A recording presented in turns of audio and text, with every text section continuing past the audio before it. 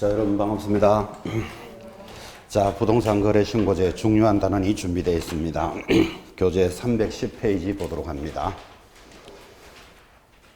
자, 교재 310페이지 부동산 거래 신고에 관한 법률이고 제2편입니다. 7문제 정도 예상되고 또 생활 법률이니까 중요한 단원입니다. 그래서 310쪽 부동산 거래 신고제인데 여러분 부동산을 거래하면 신고해야 되는 제도다. 그죠? 그래서 물건을 파는 사람 갑이 있을 겁니다. 사는 사람 을이 있겠고 여기 개공사가 중개를 해서 예를 들어서 계약이 5억이라는 가격으로 매매가 일어나면 이 5억이라는 실거래가를 신고하는 제도. 그래서 이것을 생활법률입니다. 이렇게 얘기합니다.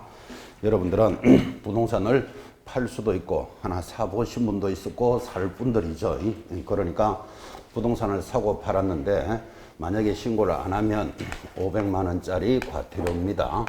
그러면 여러분들 입장에서 무슨 부동산을 하나 샀는데 팔았는데 신고를 안 해서 500만 원 과태료 넣으면 눈이 툭 튀어 나옵니다.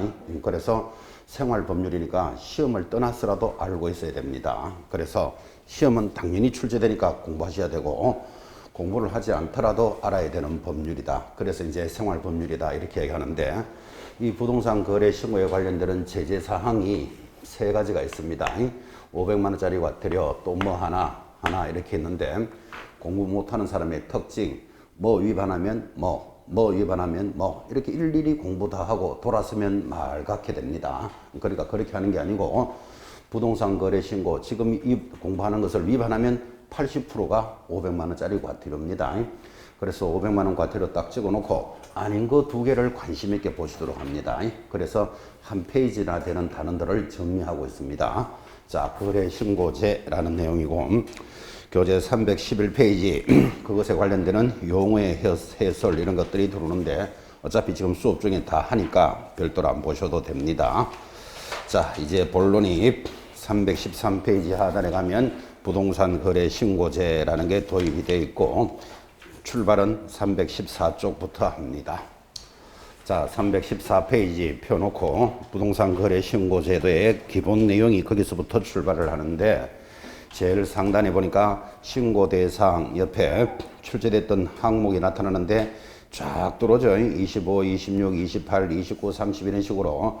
그러니까 이 단어는 어차피 전 단원이 전부 다 출제가 된다 이렇게 보시고 지금부터 새기셔야 됩니다.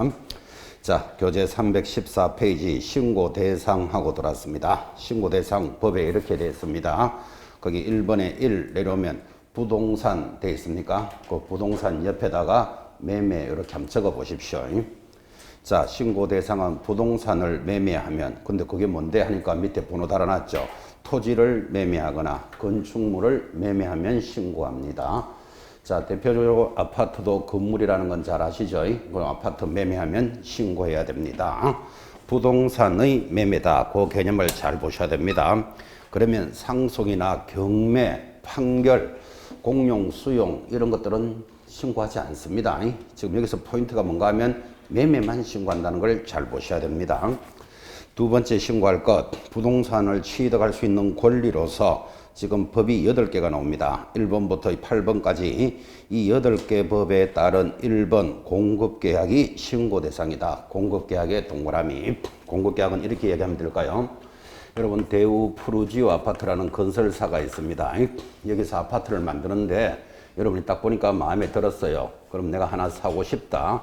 A가 사겠다 하면 이 대우 푸르지오 입장에서는 공급하는 거잖아요. 그죠?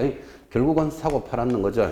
이 공급계약도 신고 대상인데 이 공급계약이 8개 법에 따라 공급계약이다. 그 말이에요.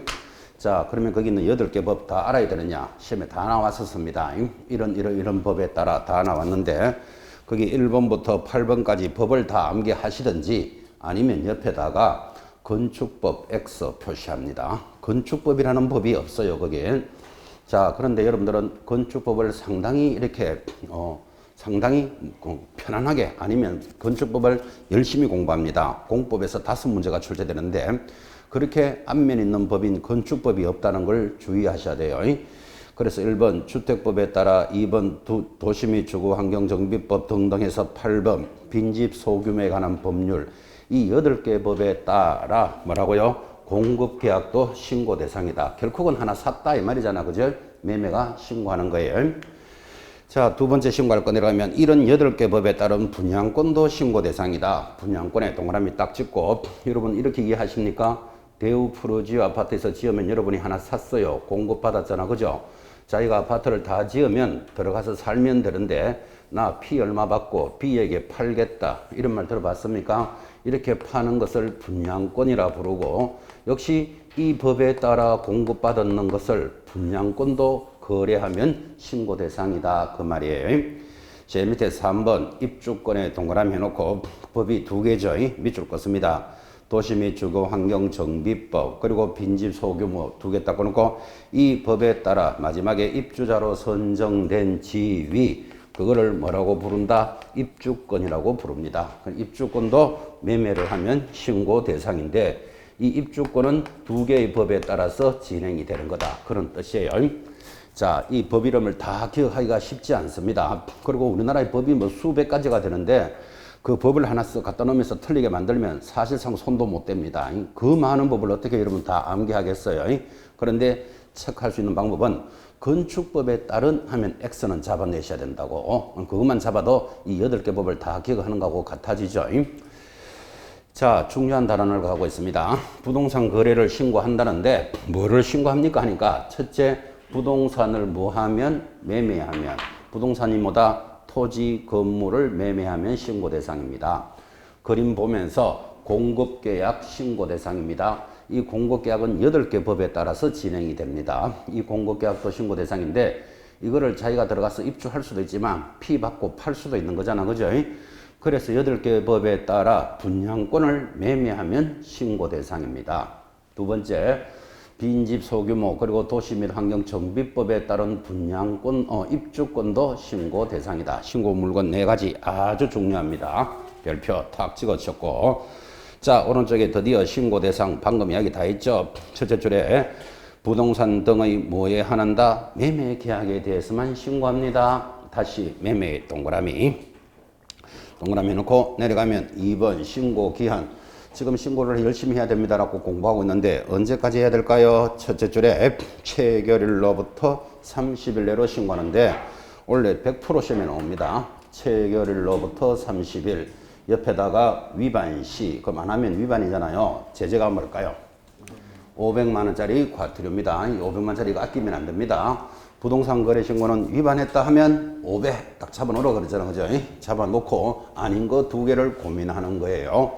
자, 30일 내로인데 이게 왜 100% 나와야 되는가 하면 작년까지는 60일이었어요. 근데 지금 30일로 당겼죠. 왜 그런가 하면 60일로 해놓으니까 작전을 자꾸 쓰더라고. 무슨 작전을 쓰는가 하면 이렇게 쓰는 거예요. 5억짜리 아파트를 사고 팔지도 않으면서 옆에 사람하고 계약을 6억의 매매 계약서를 적습니다. 6억의 매매 계약서를 작성하고 6억으로 부동산 거래 신고하겠죠.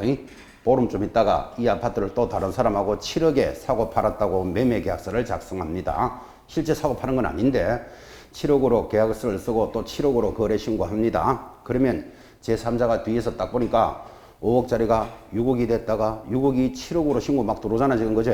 안 되겠다. 7억 5천이라도 사야 되겠다. 7억 5천에 계약을 하게 하고 앞에 있는 2개는 우리는 계약이 깨졌다라고 해제 신고합니다. 그러면 결국은 어떻게 되죠? 5억짜리를 7억 5천으로 올리는 효과가 있잖아 지금. 그죠? 이거를 날짜를 길게 주니까 작전이 자꾸 들어오니까 60일을 하는 것을 30일로 확 당겨가지고 작전을 못 들어오게 하겠다는 취지예요. 그래서 이거는 100% 시험에 나온다 이 말이에요. 그래서 체결일로부터 30일로 신고하고 이를 위반하면 500만 원짜리 과태료입니다.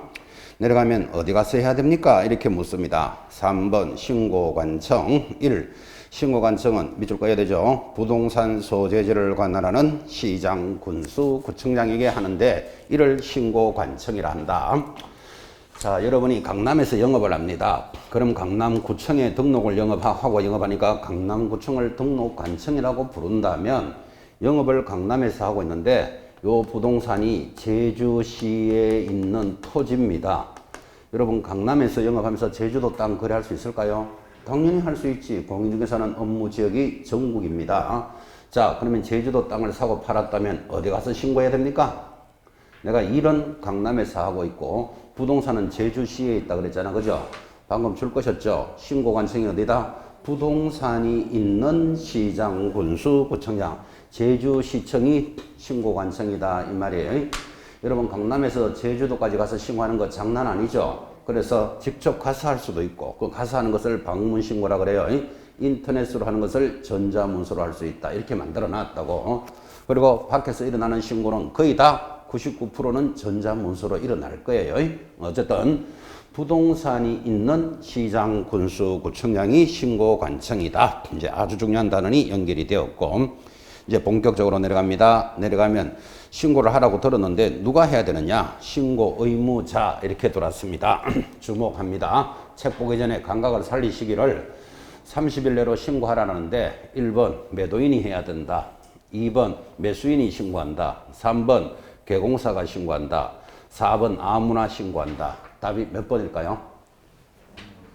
신고해야 될 의무자. 책 보기 전에 먼저 감각을 살리라고 먼저 물어봅니다. 1번 매도인이, 2번 매수인이 신고한다. 3 개공사가, 4 아무나 신고한다. 답이 몇 번? 답이 여기 없어요. 그러니까 정확하게 보셔야 돼요. 자, 봐요. 직접 신고할 의무자 1. 거래 당사자가 어떻게 하라? 공동으로 신고하라. 그러니까 매도인, 매수인이 공동으로 신고합니다.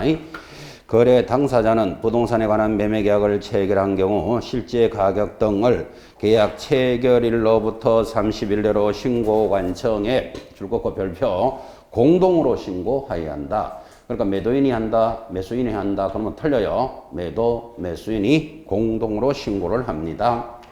신고 의무자 잘 보셔야 돼요. 그런데 한쪽이 국가 등이다. 그러면 누가 신고할까요? 제일 밑에 누가 합니까? 국가 등이 신고합니다.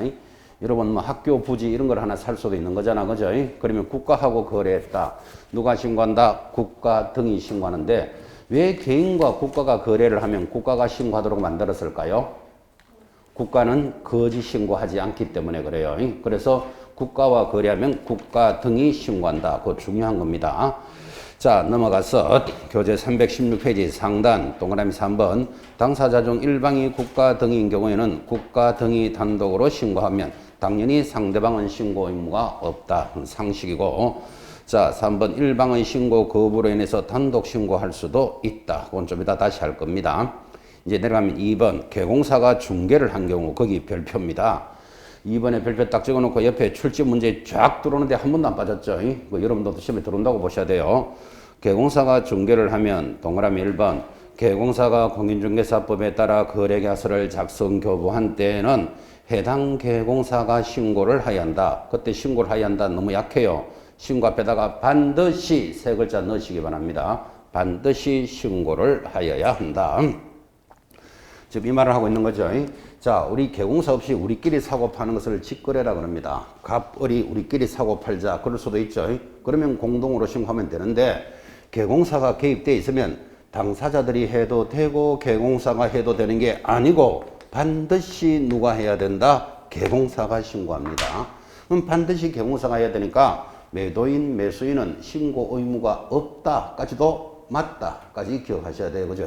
당연히 개공사가 반드시 신고합니다. 아주 중요한 표현이었고 자, 드디어 내려가면 신고사항이 돌았고 역시 시험에 빠진 적이 한 번도 없는데 지금 여러분에게 이렇게 체결일로부터 당사자들 또는 개공사가 신고를 하라는데 신고사항이 뭘까요? 이렇게 돌았습니다. 이 신고사항이 1번 공통신고사항이 있고 2번 법인인 경우에 신고사항이 있는데 이번에 법인인 경우에 신고하는 것은 원래 처음 도입됐습니다. 그러면 일단은 더 중요한 것은 공통신고사항은 무조건 기억하셔야 됩니다. 반드시 신고해야 될 게 나타났고 법인이 신고사항이 원래 추가로 되는데 자, 하단에 공통신고사항 찾았습니까? 시험에 해마다 빠진 적이 한 번도 없습니다. 그때 그 공통신고사항 박스를 쫙 보면 양이 많죠. 공부 못하는 사람들은 정신적으로 이럽니다. 이거 설마 나오겠나 이렇게 생각합니다. 이 많은 것들이 설마 나오겠나 생각하고 설마 나오고 설마 틀리고 이러면 날샌다 이 말이에요. 그래서 반드시 짚으셔야 됩니다. 신고해야 될 것 첫 번째 1번 당사자의 인적사항 반드시 신고합니다. 인 동그라미 인적 사항이라는 게 매도인 김갑동, 매수인 이열순 이거 반드시 신고합니다. 2번 개업 공인중개사가 계약서를 작성하면 개업 공인중개사 반드시 신고합니다. 개업 공인중개사 할 때 중 동그라미 놓고 기업 개공사 인적사항 그 사장님 이름 김갑동, 니은 중개사무소 상호 전화번호 소재지 반드시 신고합니다. 개업 공인중개사 중.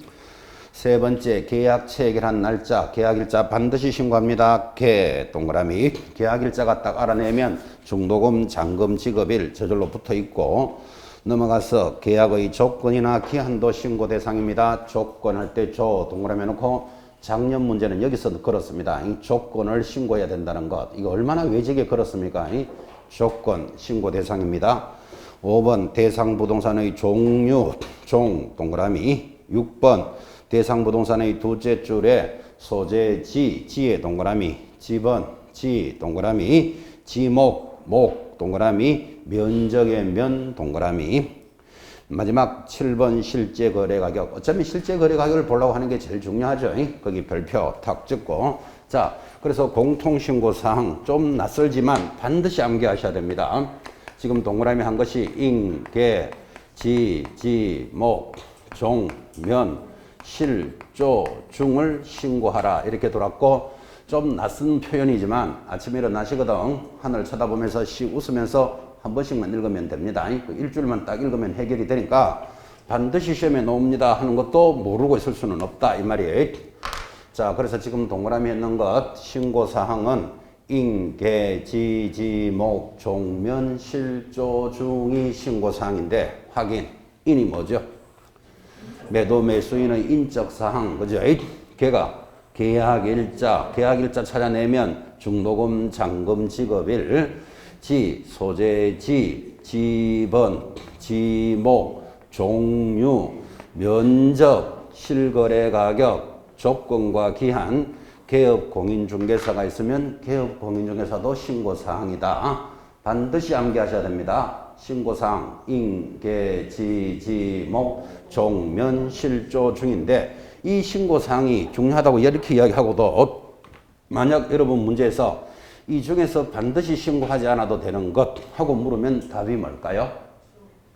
아 중입니다. 정확하게 들어오는데 여러분 이게 신고사항입니다 해놓고는 돌아서서 여기서 신고 안 해도 되는 것 이러면 이게 문제 잘못 냈나 싶지만 하나가 있죠. 개업 공인중개사는 이런 식으로 개업이 돼 있으면 신고하지만 개업 안 됐고 우리끼리 사고 팔 때는 굳이 적을 필요는 없죠. 그죠? 이 정도의 부드러움은 가져가야 돼요. 반드시 신고사항입니다 해놓고 여기서 신고 안 해도 되는 것 하면 문제 잘못 냈는가 이러고 있으면 안 된다니까요. 답이 하나가 있죠. 개업 공인중개사는 개입이 돼 있으면 신고하고 안 하면 안 해도 됩니다. 자 반드시 신고해야 되는 것이 인계 지지목 종면 실조 중은 공통신고라면 자 오른쪽 2번 여러분부터 처음 도입됐습니다. 법인이 주택을 체결할 때는 다음 사항도 신고해야 된다. 2번 법인에다가 동그라미 놓고 별표를 하나 찍으셔야 됩니다. 별로 중요하진 않는데 원래 처음 들어왔으니까 그래도 처음 개정되는 건 여러분들이 시험에 나온다고 보고 별표를 하셨는데 취지는 이렇게 이해합니다. 지금 공통신고사항은 반드시 신고해야 되고 법인이 거래를 할 때는 별도로 신고하는 게 있는데 여러분 법인은 개인들보다 규모가 크잖아. 그죠? 아파트 한두 채 사는 게 아니고 막 30채씩 삽니다. 법인이 많은 막대한 자금과 막대한 그 기억력을 가지고 그죠? 그러면 여러분 딱 들어 생각해 보면 개인보다 법인이 거래할 때는 이게 투기할 목적인지 가격을 올리려고 하는지 관리를 해야 될 필요가 있겠죠. 그래서 법인이 거래할 때는 추가로 신고해야 된다. 이렇게 나왔다 이 말이에요. 뭐를 신고해야 되는데요? 하니까 1번 법인 등기사항 줄 것입니다. 법인이 등기되어 있는지 안 되어 있는지 신고해야 됩니다. 2번 법인과 거래하는 상대방이 다음 하나에 해당되는지 여부에서 기업, 개인인 경우 개인의 동그라미 니은 상대방이 법인인 경우 법인 동그라미 동그라미는 두 개 있지만 주목합니다.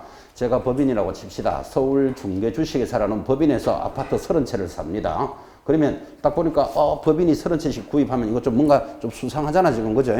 그러면 등기되어 있는지 기록해야 돼요. 두 번째 법인이 거래한 자가 개인이거나 법인이거나 거래한 자가 친족인지 임원인지를 확인해 봐야 된다고. 왜 그러냐면 자기들끼리 사고 팔아서 가격 올리는 수가 있을 수 있잖아. 그죠?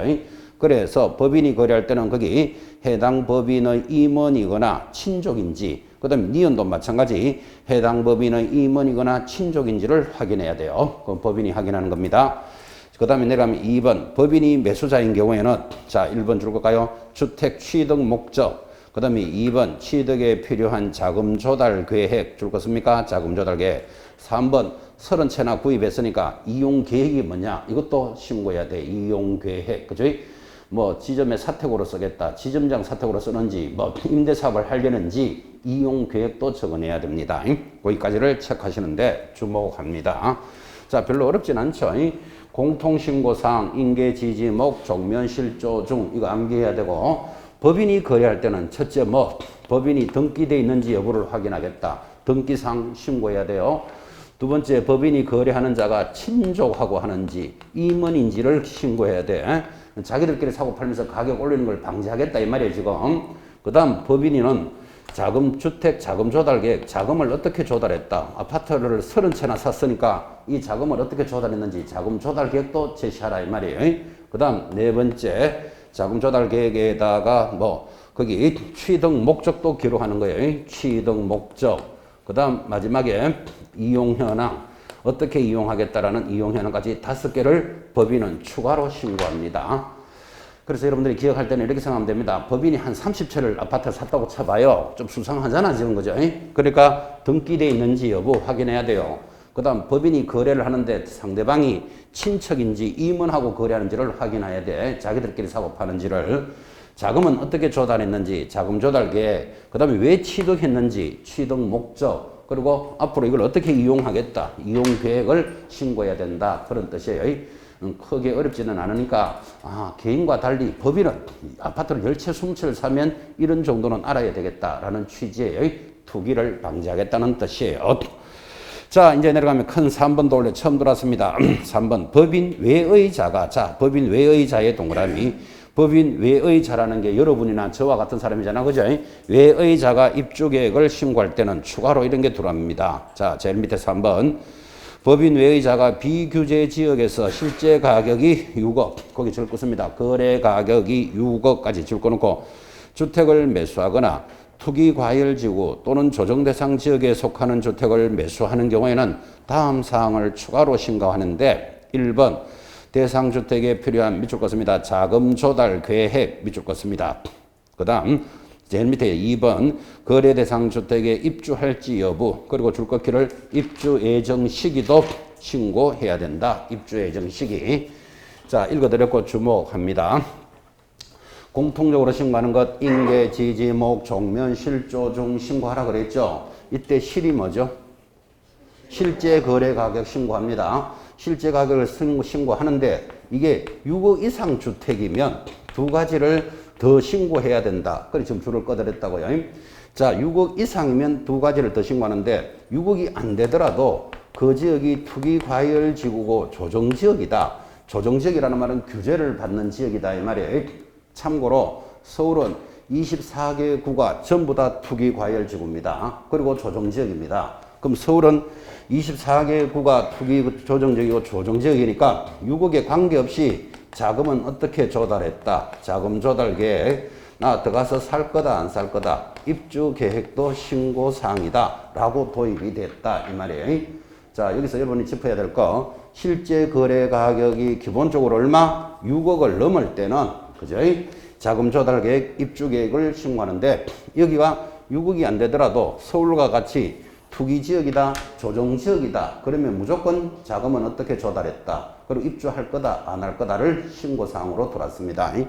작년에는요, 요게 3억 이상일 때, 6억 이상일 때, 9억 이상일 때 세 단계로 나누었어요. 그래서 작년에 공부할 때는 3, 6, 9 작전입니다. 이제 이렇게 공부했는데 지금 싹 정리되고 얼마로 바뀌었다? 6억 이상일 때만 해당되는 거예요. 이건 특별히 원래 잘 보셔야 돼요. 그럼 여러분 아예 이리 생각하시면 되지.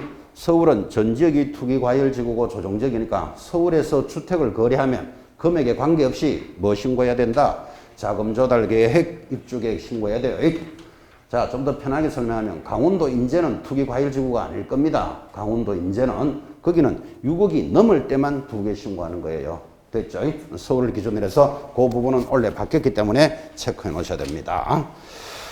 자, 넘어가서 이제 드디어 신고 방법 절차입니다. 다 했던 이야기를 다시 한번 합니다. 318페이지 하단에 신고 방법과 절차가 들어왔고 1. 방문해서 신고할 수 있다. 방문 신고 밑줄. 2번 전자문서로도 할 수 있다. 전자문서가 인터넷으로 할 수 있다. 그 말이에요. 인터넷 문서 줄 거고. 3번 부동산 거래 전자계약 시스템으로도 할 수도 있다. 요거는 뒤편에서 따로 공부할 거예요. 방법은 3가지. 자, 오른쪽에 드디어 절차입니다. 자, 당사자들이 할 때는 이렇게 안 합니다. 1번 거래 당사자는 거래계약 신고서에 서명 또는 날인하여 신고관청에 제출을 하고 2번 신고를 하러 가는 자는 반드시 뭐를 지참한다? 신분증을 지참해라 그랬죠. 근데 이런 거는 사실은 상식입니다. 앞으로 여러분들은 관공서에 무슨 볼일을 볼 때는 무조건 신분증 가져가야 됩니다. 그래서 교재에 있으니까 체크해드렸고 자, 일방이 국가 등이면 반드시 국가 등이 신고한다. 다 했던 소리잖아. 그죠? 그런데 이제 3번 별표. 일방이 신고 거부로 인한 단독 신고라는 게 있습니다. 신고를 거부한다. 이렇게 이해할까요? 자, 지금 5억으로 사고 팔았으면 두 사람이 공동으로 5억으로 신고를 해야 되는데 여기 매수자 을이 자꾸 4억에 신고하자 그럽니다. 왜 그럴까요? 세금 등을 아끼려고. 자, 그러면 갑이 그래 좋다. 4억을 하자. 그러면 공동신고가 됐겠지. 근데 갑이 야 나는 5억에 팔았는데 4억 신고를 못하겠다 이러는 거예요. 그러면 을 때문에 공동신고가 지금 안 되잖아요. 그래 신고 안 하고 있으면 이 사람한테 500만 원 과태료 날아간다니까요. 그러면 이 을 때문에 신고 안 해서 500만 원 과태료 받는다는 건 말이 안 되잖아 지금. 그죠? 그래서 지금 뭐라고 했다? 단독으로 신고할 수도 있다. 그죠? 그럼 단독으로 신고할 때는 왜 단독으로 왔다라는 사유가 있어야 되겠죠. 그래서 밑에 박스 계약서 사본에다가 단독 신고 사유서 그 서류를 가지고 단독으로 신고를 합니다. 그러면 갑이 이러면 되겠죠. 사유서 해놓고 나 갑은 5억에 팔았는데 을이 자꾸 4억에 팔자 하여 혼자 신고합니다. 이게 사유서입니다. 거기다가 5억짜리 계약서 사본을 첨부해서 단독으로 신고를 딱 하면 을은 어떤 사람이 되죠? 허위 신고를 요구한 자가 되잖아. 그죠? 그럼 자동으로 500만원짜리 과태료 딱 날아갑니다. 시스템이 어떻게 돌아가는지를 익혀 놓으셔야 돼요. 단독으로 신고할 수도 있다. 단독 신고할 때는 이런 서류를 가져갑니다. 4번도 원래는 잘 보시기 바랍니다. 별표 신고서 제출을 대행할 수도 있다. 대행에 동그라미 놓고 별표를 하나 찍으시는데 이런 뜻입니다. 주목해 봅니다. 여러분 지금 개공사 없이 우리끼리 매도 매수인이 직거래 할 수 있죠. 사고 팔았다. 그죠? 그럼 사고 팔면 공동으로 지금 신고하라고 들었는데 통상적으로 사고 팔면 100% 을을 샀는 사람은 등기하게 돼 있습니다. 샀으니까 매매만 신고하잖아. 지금 그죠? 그러면 등기를 할 때는 누구한테 맡긴다? 법무사한테 보통 맡기잖아요. 그러니까 법무사가 대신 신고할 수 있다. 그때 대신 신고할 때는 이렇게 하라. 지금 이 말이에요. 뭐 밑에 준비가 되어 있고. 자, 이번에는 개공사가 개입되어 있으면 반드시 개공사가 신고한다. 들으셨죠? 근데 개공사도 대신 해줄 수 있는 사람이 있어요. 누굴까요? 보나마나 소공사가 신고할 수 있는 거예요. 그래서 원래는 대행 신고하는 쪽에 잘 보셔야 돼. 시험에 나올 때가 되기 때문에. 자, 그러면 신고서 제출에 대행해서 여러분들은 요거 법무사가 한다라고 생각하고 이해를 들으라고요. 1번 당사자 위임을 받은 사람은 거래신고서 제출을 대행할 수 있다. 이 경우 거래신고서 제출을 대행하는 사람은 즉 법무사는 신분증을 신고관청에 보여주고 다음 서류를 제출하는데 기여 위임인이 자연인이라면 자연인의 동그라미 자연인은 여러분과 저와 같은 사람이라면 제출을 위임한 당사자의 줄 것입니다. 자필 서명이 있는 위임장에다가 신분증 사본을 제출합니다. 옆에다가 인감증명서 X 그게 시험에 들어올 거예요. 위임하는 자 인감을 떼오라 하면 틀린다 이 말이에요. 인감증명서 X. 근데 니은 밑에 내려오면 법인이라면 여러분 삼성전자라는 법인이 자필 서명할 수는 없잖아. 그죠? 그래서 법인이면 밑에 뭐를 떼간다? 인감도장이 있는 위임장을 가져가는 거예요. 그래서 그 의미를 잘 가지시는데 자 주목 한번 해봐요. 여러분이 개공사 없이 사고 팔았어요. 그러면 법무사한테 맡겨서 신고를 하는데 법무사가 가져가야 될 것은 뭐가 가져가야 된다? 위임한 사람의 자필 서명이 있는 위임장. 예를 들면 김갑동이라는 자기 이름을 서명하고 위임장 이렇게 적으면 되죠. 그리고 이 사람의 신분증 사본을 복사하면 된다고. 인감을 떼오라라는 말이 없다. 됐죠. 그래서 위임장, 자필 서명이 있는 위임장을 가져가지 인감증명서라는 말이 없다는 걸 주의하셔야 돼요. 넘어가면 이번에는 개공사가 신고를 할 때는 다 했던 이야기지만 신고서 제출을 하는데 그때 개공사도 2번 내려가면 일방은 신고 거부로 인한 단독 신고. 여러분 이럴 수 있나요? 개공사가 개입됐으면 반드시 개공사가 신고하라 그랬잖아. 그죠? 근데 하나의 물건을 사고 파는데 개공사가 두 사람이 있을 수도 있죠. 그럼 두 사람이 공동으로 신고해야 돼. 근데 한쪽이 아까와 같이 신고 안 하면 서류를 뭐라 가져가야 된다? 중간에 박스 계약서 사본에다가 단독 신고하는 사유서를 제출하면 되겠죠. 그러면 가볍게 보시고 이제 3번 별표예요. 개공사 신고서 제출을 대행하는 사람. 이거 원래 나올 때 됐다 그랬잖아요. 지금 그죠? 자, 1번. 개공사 위임을 받은 누가 대행할 수 있다? 소공사가 대행할 수 있다. 소공사의 동그라미. 그때 신고서 제출을 대행하되 소공사는 신분증을 신고관청에 보여줘야 된다. 그랬지. 바로 밑에 2번에 있네요. 2번에 도출을 내놓으면 위임장을 제출할 필요가 없다. 이게 이제 시험에 나온다 이 말이에요. 그래서 자, 아까 법무사가 갈 때는 이 사람의 자필 서명이 있는 위임장을 가져가는데 소공사가 갈 때는 위임장이 없다 이 말이에요. 왜 소공사는 개공사를 대신해서 왔는데 위임장이 없어도 될까요? 소공사는 고용신고가 되어 있습니다. 그래서 자기 신분증을 딱 내면 김갑동 찍으면 미래공인중개사 소공사라고 등록이 되어 있으니까 위임장을 가져갈 필요는 없고 뭐는 제시해야 된다? 신분증만 제시하면 되는 거예요. 이건 아주 중요한 모습이니까 원래 시험에 나옵니다. 자, 문제 냅니다. 소공사가 개공사를 대행할 때는 개공사의 자필 서명이 있는 위임장을 제시해야 된다. OX. X다 지금 그 이야기 하려고 그러는 거예요. 신분증만 제시하면 된다. 아주 중요하게 체크 넣으셔야 돼요. 자, 그리고 내려가면 4번. 법인이 주택거래 신고를 할 때는 당연히 법인은 이게 아파트를 10채, 20채 샀다면 이게 법인은 별도의 서류가 있어야 되겠다라는 터지죠. 그래서 아까 법인은 반드시 자금 조달 계획과 관련되는 입주 계획서, 이용 계획서 등을 제출을 하게 합니다. 그 내용이 오른쪽 321페이지 상단에 있습니다. 자, 제일 위에 1번. 주택 취득 자금 조달과 입주 계획을 신고할 때는 신고서를 제출할 때 매수인이 단독으로 서명 또는 날인한 별지 서식의 자금 조달 입주 계획서를 신고관청에 함께 제출을 합니다. 그래서 서울 같으면 전부 다 자금 조달 계획, 입주 예정식이 다 제출해야 돼요. 이거 며칠 만에 해야 된다. 제일 밑에 내려오면 동그라미 4번에 거기 셋째 줄에 보면 체결일로부터 며칠 내로요? 25일 내로 해야 된다. 작은 글씨 보이십니까? 25일에 동그라미. 이거는 지퍼는 덜이지만 당연하죠. 여러분 부동산 거래 신고 며칠 내로 해야 돼요? 체결일로부터 30일 내로 해야 되니까 최소한 자금 조달 계획, 입주 계획은 언제까지는 갖다 줘야 된다? 25일까지는 갖다 줘야 제출하겠죠. 그래서 그렇게 25일로 도입이 되어 있습니다. 이게 지난달에 작년까지 60일로 신고할 때는 50일까지 제출하라 그랬어요. 이제 이게 확 줄어들었으니까 이것도 줄어들어야 되겠죠. 그래서 25일 바뀌었다고 한번 알려주는 겁니다. 넘어가면 부동산 거래계약 시스템은 뒤편에서 별도로 합니다. 자, 323페이지 양식이 하나 나타났습니다. 323쪽의 양식 그 제일 위에다가 작은 글씨도 아니고 큰 글씨로 받아쓰기예요. 반드시 작성할 것 크게 적어 놓으셔야 됩니다. 지금 이 보고 계시는 323페이지 양식은 100% 시험에 나오니까 반드시 작성할 것 크게 딱 적어 놓고 거기 1번 내려봐요. 매도인, 2번 매수인 이렇게 보이시죠? 그럼 여러분이 매도인이 돼가지고 자기 집을 판다고 생각하고 자기 이름, 주소, 주민등록번호 이렇게 한번 적어보라고요. 나는 집 팔 일이 없다. 그럼 2번 매수자가 돼보라고. 매수인의 자기 이름 적어놓고 파는 물건은 포항 제철을 하나 사든지, 그죠? 그래서 면적은 얼마, 가격은 150 이렇게 적으면 될 거 아니라, 그죠? 이렇게 해서 이거를 꼭 작성을 해보셔야 돼. 자, 그럼 이거를 작성을 하다 보면 반드시 작성을 못하는 부분이 생길 거예요. 그러면 한 장 넘기시면 작성 방법 거기 별표예요. 그래서 거기 보면 1번, 2번은 이렇게 적어라. 3번, 4번 이렇게 적어라. 양식이 다 나타나죠. 그래서 한번 딱 작성하는 게 한 문제를 해결하는 거라고 이게. 그래서 거기 7번 작성 방법 다시 별표해 놓으시고 여러분 점심 식사 같은 거 하고 나면 좀 어중간하잖아. 그죠? 공부하기도 그렇고 그냥 막 놀기도 그렇고 그럴 때는 이거 딱 펴놓고 이거 작성하면 하는 거예요.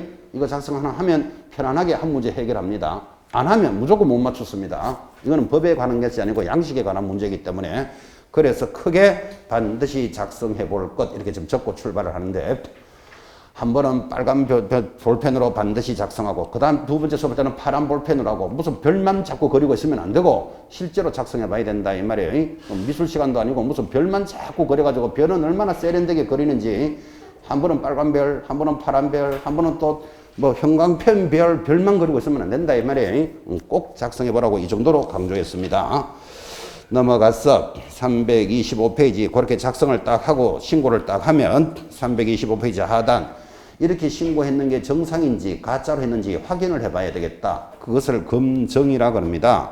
그래서 325페이지 제일 하단 검정체계의 구축 동그라미 1번 국토장관은 찾았습니까? 동그라미 딱 하고 중간에는 볼 필요 없고 셋째 줄에 줄 것입니다.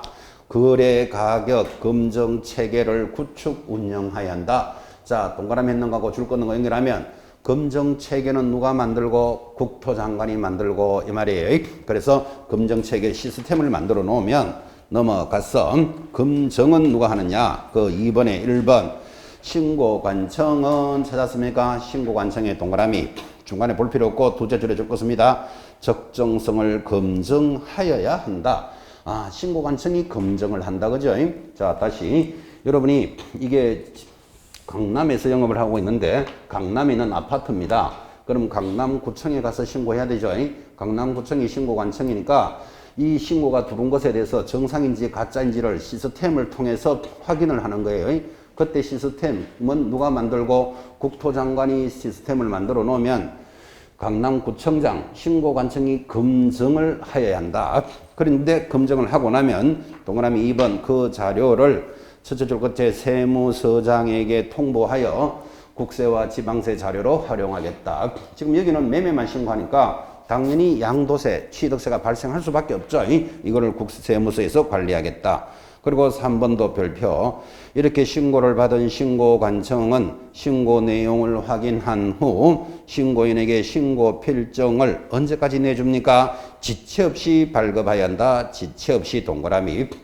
이거를 7일 내로 15일 내로 이렇게 굉장히 시험에 자주 나왔어요. 지체 없이 발급한다는 게 중요한데 이게 왜 그런가 하면 여러분 이렇게 신고를 딱 하면 신고 필정이 나오겠죠. 이거를 들고 바로 가면 등기를 해주는데 만약에 이 사람한테는 7일 내로 발급해주고 저 사람한테는 15일 내로 발급해주고 이러면 똑같은 물건에 대해서 등기가 늦게 됨으로써 발생하는 손해를 누가 책임지는데 이런 문제가 생긴다니까요. 그래서 신고 필정은 7일, 15일 들어가면 무조건 X예요. 언제까지 내준다? 지체 없이 발급해 주는 거예요.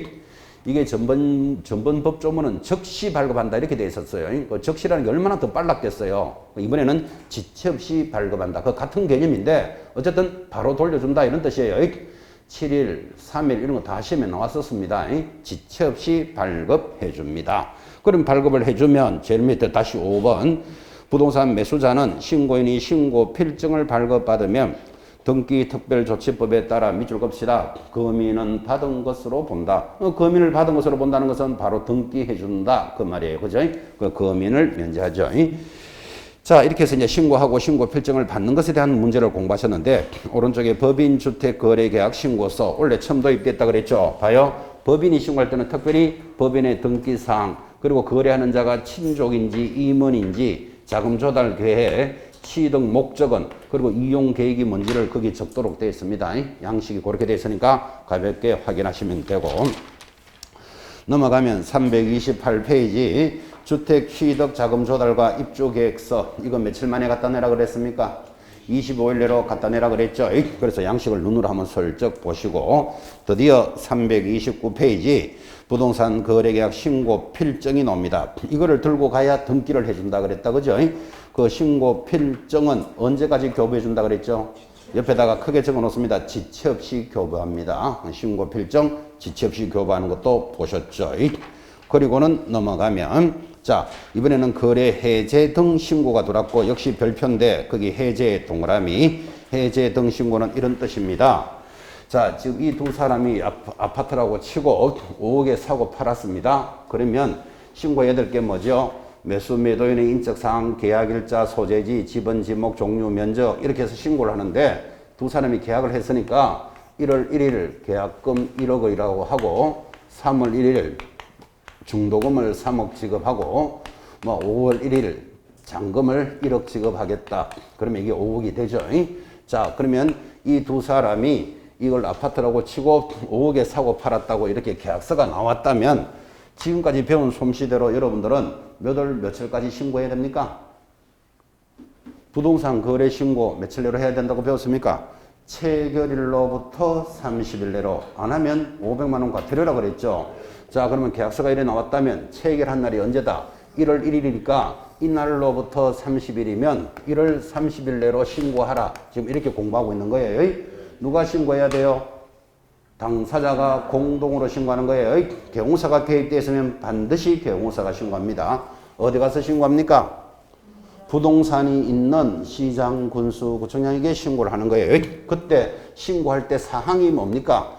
인, 개, 지, 지, 목, 종면, 실조, 중을 신고하라 그랬고 법인이면 추가로 신고하는 게 있다. 지금 이렇게 공부했잖아. 그죠? 자, 그러면 1월 30일까지 신고하면 되는데 저 사람들은 1월 15일 날 신고했어요. 이렇게 신고해도 된다, 안 된다? 된다. 이게 무슨 현상? 좋은 현상, 괜찮은 현상, 잘하고 있는 현상, 뭐 그저 그런 현상, 그죠? 여러분이라도 1월 30일까지 신고할 걸 1월 30일까지 들고 있을 이유가 없잖아, 지금, 그죠? 언제 신고했다고요? 1월 15일 신고해놨어요. 뭐를 신고했다? 매수 매도인의 인적사항, 계약일자, 소재지, 지분, 면적 다 신고를 해놨는데 3월 1일이 지나가니까 중도금도 넘어갔겠죠. 그런데 이게 4월 1일이 돼가지고 계약이 깨지는 수가 있다, 없다? 있겠죠. 계약은 당사자들이 깨면 되는 거니까. 자, 지금 신고 다 했고 중도금도 넘어갔는데 중간에 계약이 깨졌어요. 그럼 이거를 깨졌다고 신고를 다시 해야 될까요? 해도 되고 안 해도 될까요? 해야 돼.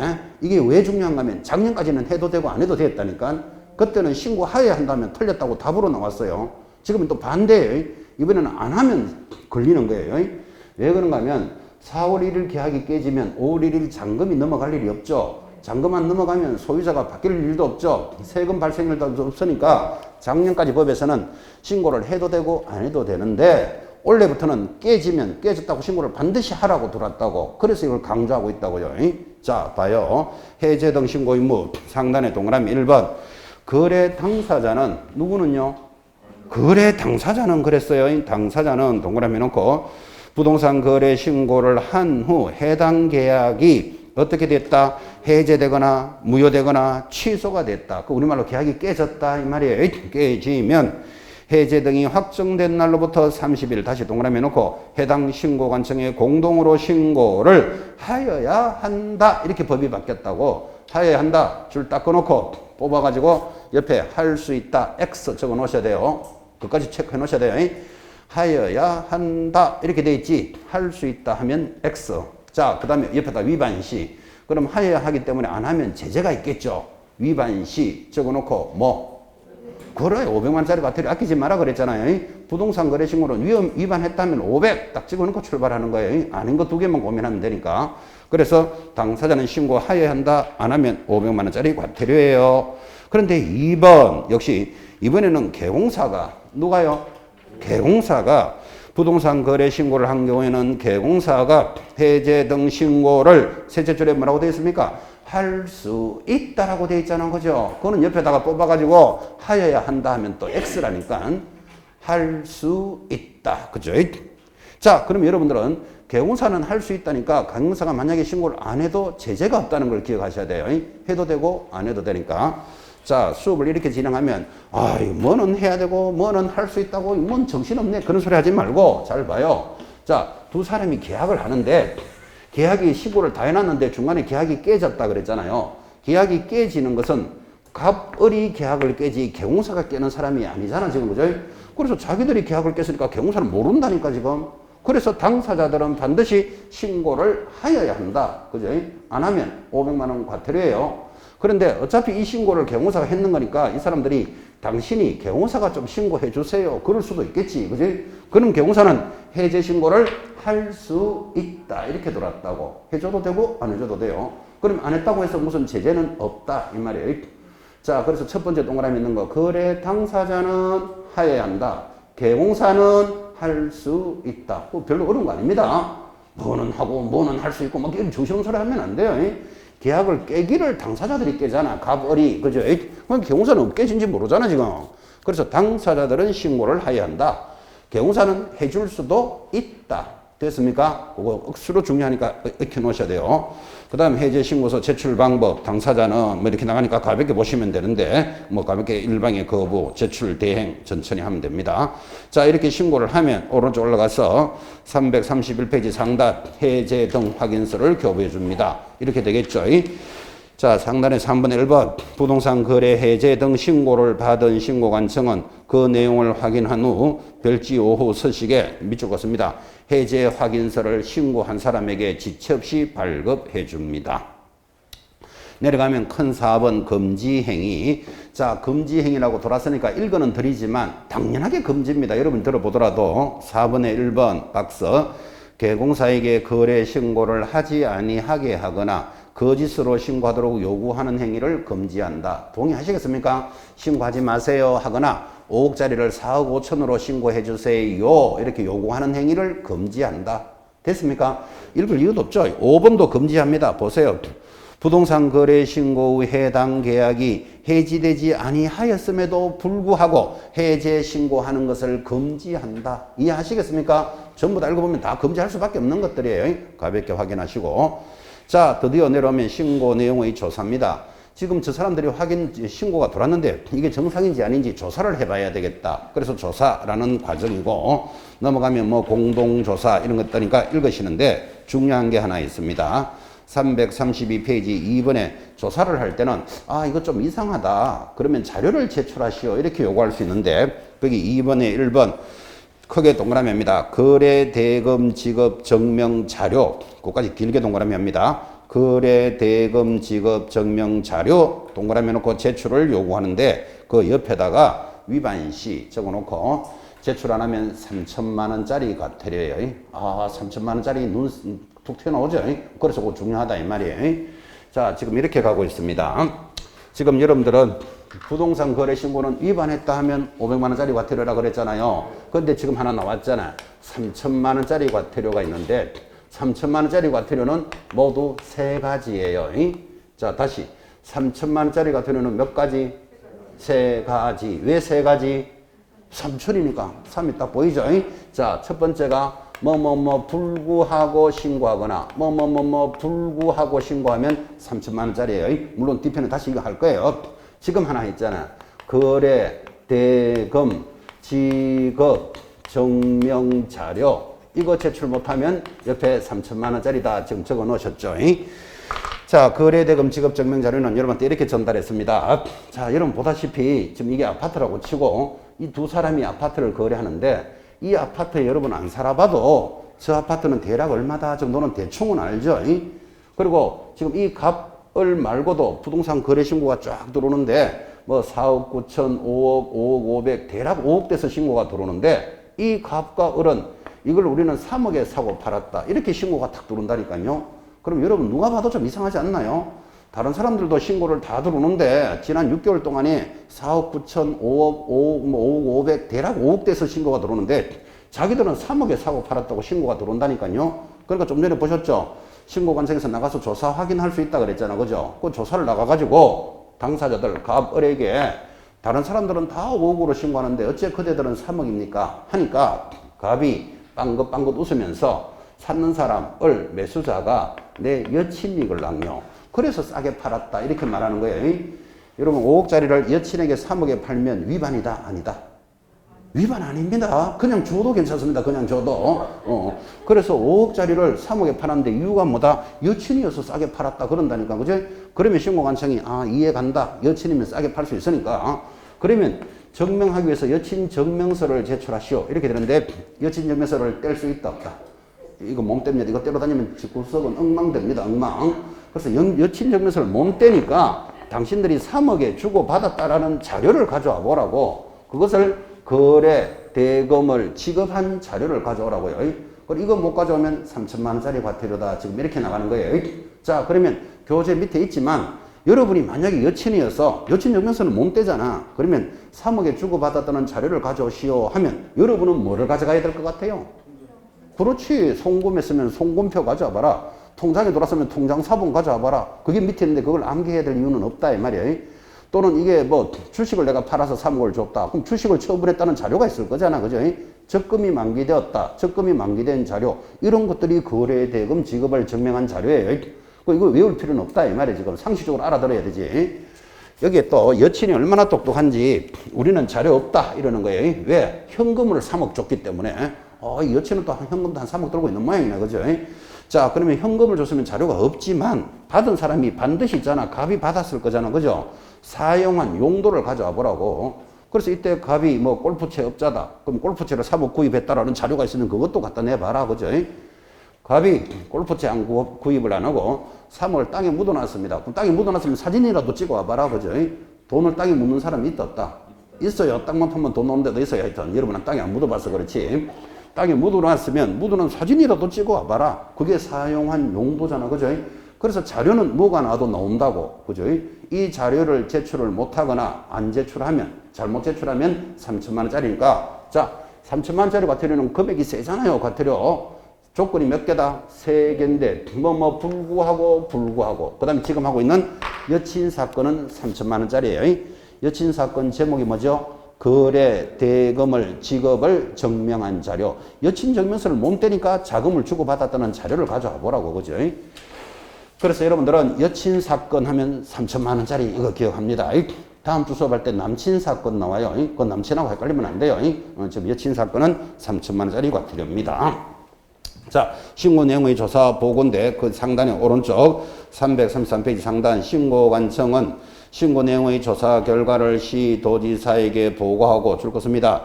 시도지사는 이를 국토교통부 장관에게 월 1회 보고합니다. 거기 2번에 1번 내려오면 월 1회 보이시죠? 월 1회 동그라미 놓고 요거는 관리하는 거기 때문에 중요해요. 자, 이 뜻입니다.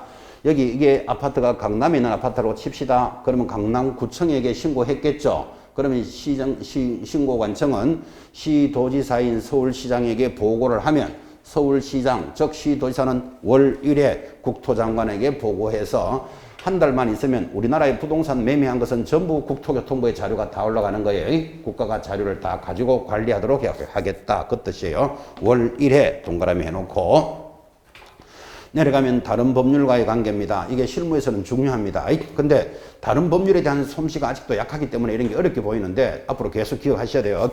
1. 농지법하고 관계는 어떻게 되는데 하니까 농지에 관한 매매계약에 대해서 줄 것입니다. 농지 취득 자격 증명을 받은 경우라도 거래신고는 하여야 한다. 그래서 농취증하고 거래신고는 관계없어요. 다른 법하고 관계가 그렇단 말이에요. 2번 부동산 등기특별조치법에 따라 둘째 줄입니다. 신고인이 신고 필증을 발급받으면 줄 것입니까? 등기특별조치법에 따라 금인은 받은 것으로 본다. 아까 보셨죠? 이거 신고 딱 하면 신고 필증을 들고 가면 바로 뭐 해준다? 등기해준다 그랬잖아. 그죠? 그러니까 금인은 받은 것으로 본다. 다른 법하고 관계는 이렇다 이 말이에요. 그러면 농취증이 뭔지 알아야 또 이런 문제도 해결이 되는데 아직까지 농취증 이런 솜씨가 아직 약하시니까 있는 그대로 기억해 놓으셔야 돼요. 농취증을 발급받았더라도 부동산 거래 신고 하여야 한다. 그 다음에 거래 신고를 하면 금인은 받은 것으로 본다. 해서 이제 이 단원들이 앞으로 뒤편에서 수업을 하게 됩니다. 두 가지 다른 법과의 관계 중요합니다. 자, 이번에 넘어가면 334페이지 또 중요한 단원이 준비되어 있습니다. 정정과 변경이라는 단원입니다. 중요하기 때문에 10분 쉬었다가 갑니다.